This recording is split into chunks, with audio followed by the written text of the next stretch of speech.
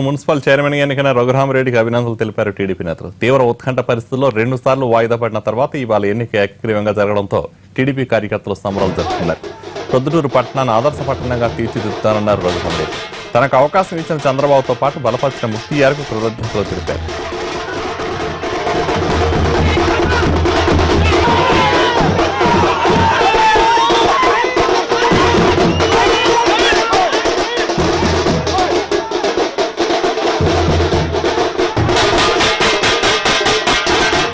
ఏకగ్రీవంగా ఎన్నుకున్నందుకు కౌన్సిల్ అందరికీ కూడా ప్రత్యేక కృతజ్ఞత తెలియజేస్తూ పట్టణ ప్రజలకు నా వార్డు ప్రజలకంతా ప్రత్యేక కృతజ్ఞత తెలియజేస్తున్నాను.